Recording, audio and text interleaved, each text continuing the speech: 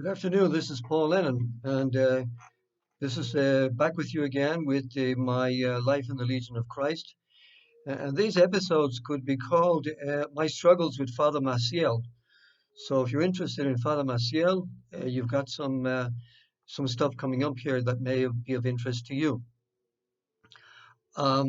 Greetings above all from Guatemala, and hope you're all keeping well and taking good care of yourselves.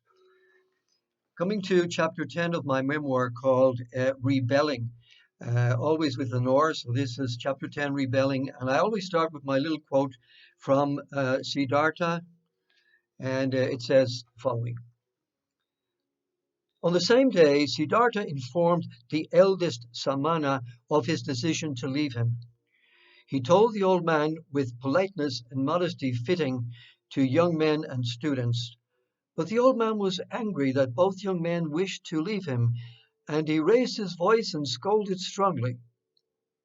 Govinda was taken aback, but Ch.10a put his lips to Govinda's ear and whispered, "Now I will show the old man that I have learned something from him." On the way, Govinda said, "Ch.10a, you have learned more from the Samanas than I was aware.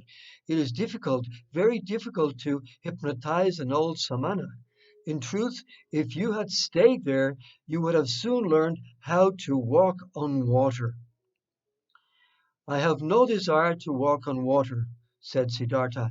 "Let the old Samanas satisfy themselves with such arts." Ch.10a. There's a transition in Siddhartha's life here where he has tried a lot of different techniques and ways to reach wisdom. He's not satisfied, and they're all looking shallow, and he's deciding to go his own way or to seek another path. End of Siddhartha. By this time, we've just had two kind of struggles with Father Maciel, and my relationship with him and with the Legion is deteriorating, day by day. And just reflecting today about this, we early legionaries were in a position, we were very close to Father Maciel, and our vocation was tied to that relationship to a large degree.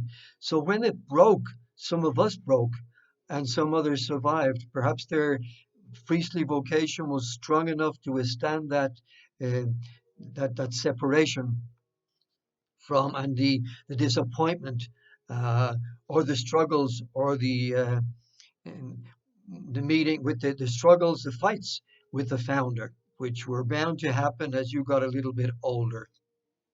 At least some of us went into the kind of the oppositional thing. And you might say this was, what happened with these experiences, which I did not like, which I disliked, and I found them very hard to take. Lack of humility, whatever you want to call that, lack of docility. And it became a struggle between him and myself. So that's a large part of what's going on here. Basically, I'm getting sick and tired of Father Maciel. Forgive me.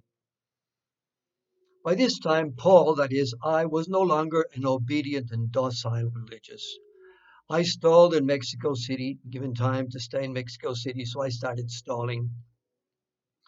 And I set up the two appointments with the bishops, with the Bishop of Tlalnepantla and with Corripio. So I asked for I didn't set up the appointments. I did set up the one with Tlalnepantla, and I requested an appointment with Corripio, which I hadn't received an answer for as yet. And that'll be part of the struggle that continues in my disenchantment later on. We'll see it today. So I was struggling with return to the missions. Been there, done that. This time I clearly perceived that as a kind of a put down, a kind of a punishment, a kind of a banishment, exile to the missions one more time.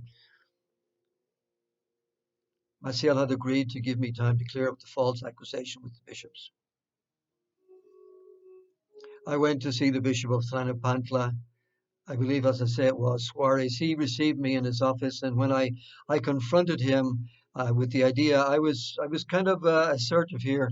hey, I've received a message, and I believe you received a letter, an accusatory letter about me, and apparently you sent it on to Father Maciel. I'm wondering why you did that. A little bit of confronting the bishop. He was kind of a laid back kind of a guy, and he says, well, accusations against my priests I receive very often, and they all end up in the waste paper basket. So he was being. And then the question was, well, why did he send mine on? Well, you're religious. I sent it to your religious superior.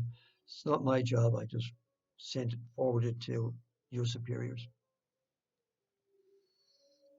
I'm left always questioning, still skeptical question.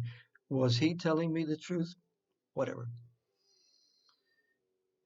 So we're talking about tricks here. We had Father Maciel had a lot of tricks up his sleeve to get me to dislodge me from the school of faith. All those stories and tactics he used to put me, out the door, shall we say, of the school of faith. And now there's another episode that happens here. I'm dawdling in Mexico City, and I have a little paragraph here called "The Easter Candle Trick." So hey, this is some of this is not badly written, because of I'm such a ocurrente, as they say in Spanish. I have ideas from time to time. By August 1982, I was still hanging around Mexico City, and once again, Father Devlin. This is another little episode at my house or wherever I was, the house where I lived. I think it was in Tecamachalco. Um, a letter was slid under my door one evening. And what was the idea here? It contained a note telling me to be at Mexico City Airport early the next day. So everything is very quick. Please be in Mexico City. The idea was you'll be traveling to Quintana Roo, to Cancun with Father Bernal, with Monsignor Bernal, the bishop. I dutifully drove to Benito Juarez International Airport in my dung-colored Renault. It was a cheap paint job, and the color didn't turn out very well. So it was actually a kind of a dung color. It's supposed to be like a safari kind of camouflage color, I suppose, but it turned out to be kind of a yucky dung color, my little Renault. I knew Monsignor Bernal pretty well by now from my first term on the missions. I spotted him waiting. I walked across the waiting area and asked to see my ticket. Can I see my ticket, Monsignor? So, yeah, sure. Here it is. I took it from him. Monsignor, I will not be using this ticket today. Let me take it back to Father Devlin so he can get a refund. Grabbing the ticket, I bade him well, quickly departed from the airport, drove back to Quinta Pacelli headquarters, and put the ticket under Father Devlin's door. Now I'm being a little nasty here. Now this is not the nice thing to do, but the shadow side, as we've talked about this, the Jungian side here is coming out.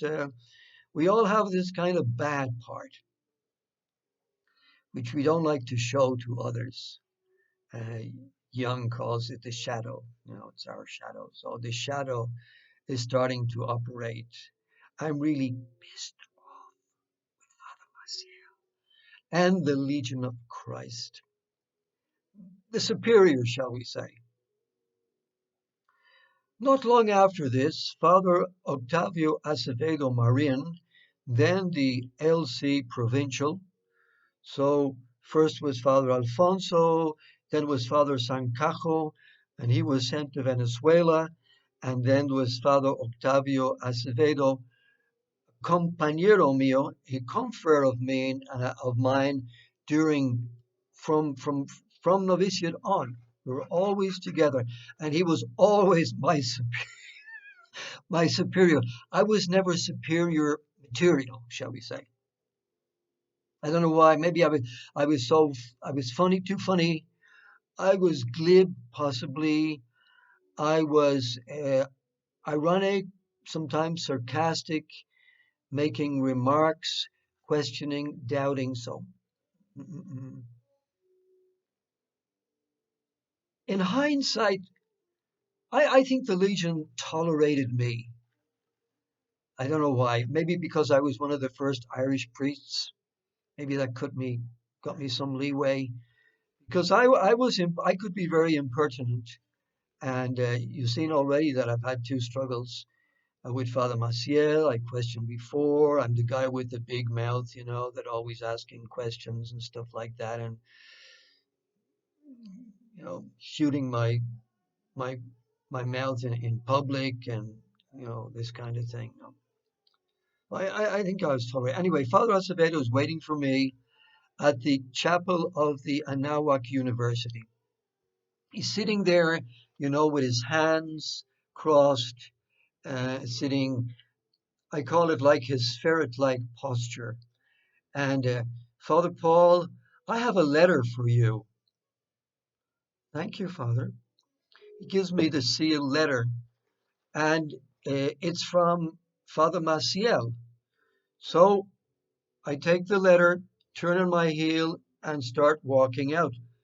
Letter from Father Maciel, private, confidential, particular, individual for me as his spiritual son and his, you know, his guide, his client.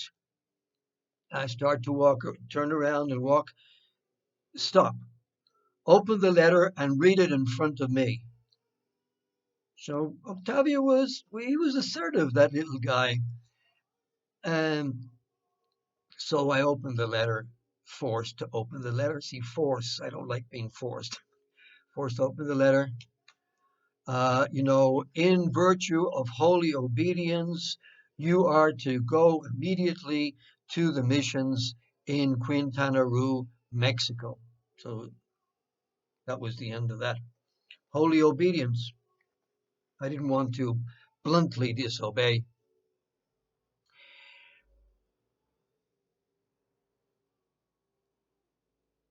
Virtue of holy obedience, you are to go immediately to the Quintana Roo mission. There was no wriggling out of that. Next paragraph here.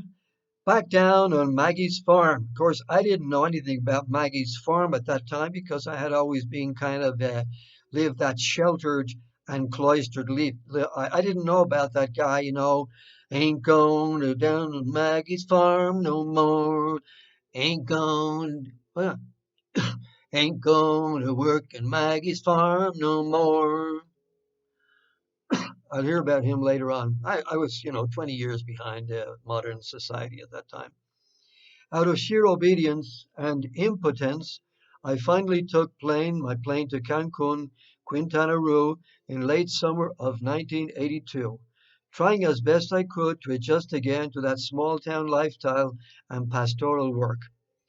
In Irish English and in Anglican English, pastoral work. I was being sent to Bacalar. Here I come, the same isolated and sleepy little town to which I had been assigned 11 years previously. And the first time it was with Ángel de la Torre Franco, and this time I believe it was with Father Patrick Corrigan, who is still on the missions to this very day, one of the stalwarts, one of those tremendously strong, faithful Irish legionaries, one of the first group who's still working hard down on the missions in his parish. God bless Patricio. The only phone in the town was in the cantina, in the bar. The booth didn't have a door, so everyone could overhear your conversation if you spoke in Spanish. So the good idea was the way out of that was to speak in English.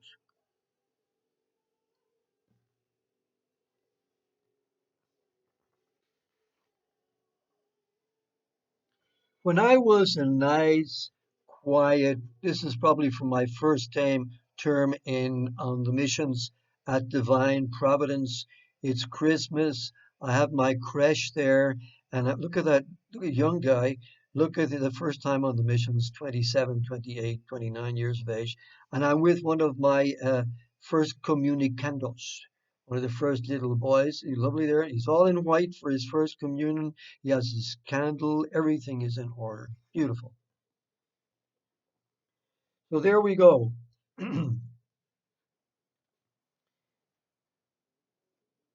Once again, I was at the bottom of the totem pole, assistant pastor, director of School of Faith to assistant pastor. Only the pastor was different. Was he secretly assigned to watching Paul, to spying on him beneath a facade of camaraderie? No longer integrated in the Legion, I arranged for some of my friends from Mexico City to come down to visit with me, and they did. Thank you very much. Bless your soul. I even arranged for my mother to come down. La mamá del padre. Big time in Mexico. You know, the padre's mother is coming down. Everybody running around to be nice to her. What lovely people. She flew into Cancun in 1983 and was able to see her dear son in action on his beloved missions. I was just delaying the inevitable. I soldiered on bravely for another couple of years, once more losing myself in my work, the 16-hour a day schedule routine, conjuring up a new radio station apostolate, and practicing my own nature therapy. Rising early in the morning to watch the sun come up over Bacalar's lagoon of seven colors, La Laguna de los Siete Colores, very beautiful, and strolling around the tiny plaza on my own every night, contemplating the moon and the stars and the clear black sky. My reverie often interrupted by the throb of tropical music, la cumbia, because people here in these climes they like the music. If there's no music out there, it everything is very sad. Es muy triste esto. We have to have a little alegría. Let's have a little bit of happiness here, joy. La música, la cumbia, ¿verdad? And Mari es mi amor, con ella solo, solo con ella vivo la felicidad, and so forth. So Mary is my love. Only with her do I enjoy happiness. But there was little felicidad in my heart at that time of this game.